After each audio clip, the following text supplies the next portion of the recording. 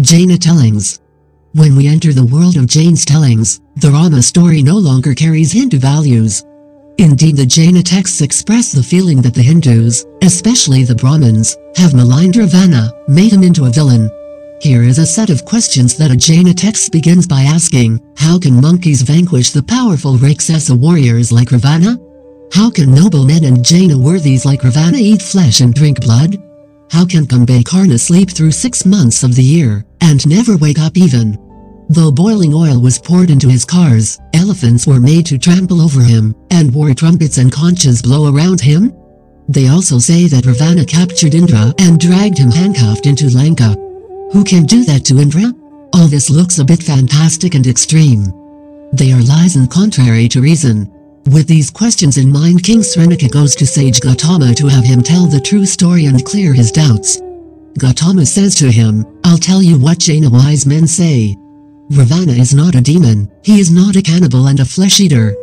Wrong-thinking poetasters and fools tell these lies. He then begins to tell his own version of the story. Obviously, the Jain Ramayana of Vimalashri, called Bhamakarya, knows its Vamaki and proceeds to correct its errors and Hindu extravagances. Like other Jains Puranas, this too is a Prata Purana, an anti or counter Purana.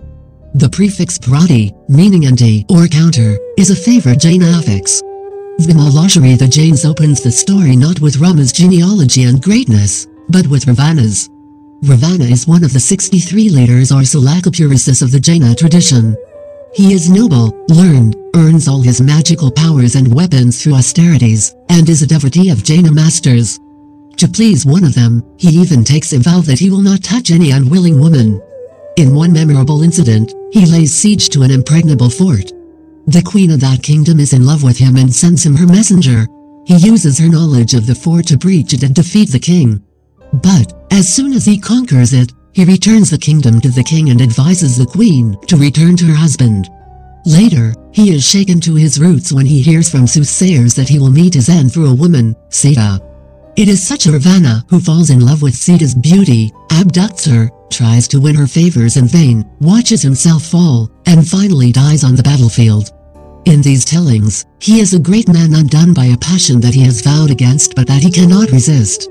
In another tradition of the Jain Ramayanas, Sita is his daughter, although he does not know it. The dice of tragedy are loaded against him further by this Oedipal situation. I shall say more about Sita's birth in the next section. In fact, to our modern eyes, this Ravana is a tragic figure. We are moved to admiration and pity for Ravana when the Jainas tell the story. I should mention one more motif. According to the Jain way of thinking, a pair of antagonists, Vasudeva and Prati-Vasudeva, a hero and an anti-hero, almost like self and other, are destined to fight in life after life. Lakshmana and Ravana are the 8th incarnations of this pair. They are born in age after age, meet each other in battle after many vicissitudes, and in every encounter Vasudeva inevitably kills his counterpart, his Prati. Ravana learns at the end that Lakshmana is such a Vasudeva come to take his life. Still, overcoming his despair after a last unsuccessful attempt at peace, he faces his destined enemy in battle with his most powerful magic weapons. When finally he hurls his discus, it doesn't work for him. Recognizing Lakshmana as a Vasudeva, it does not behead him but gives itself over to his hand.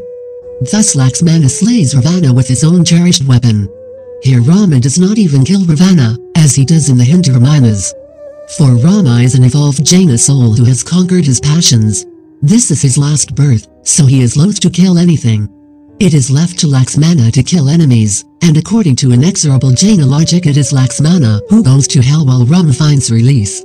One hardly need add that the Bhamakarya is filled with references to Jaina places of pilgrimage, stories about Jaina monks, and Jaina homilies and legends. Furthermore, since the Jainas consider themselves rationalists, unlike the Hindus, who, according to them, are given to exorbitant and often bloodthirsty fancies and rituals, they systematically avoid episodes involving miraculous births, blood sacrifices, and the like. They even rationalize the conception of Ravana as a 10-headed demon. When he was born, his mother was given a necklace of 9 gems, which she put around his neck. She saw his face reflected in them ninfold and so called him Dasamukha, or the 10-faced one. The monkeys too are not monkeys but a clan of celestials actually related to Ravana and his family through their great-grandfathers. They have monkeys as emblems on their flags, hence the name Vaneras or monkeys.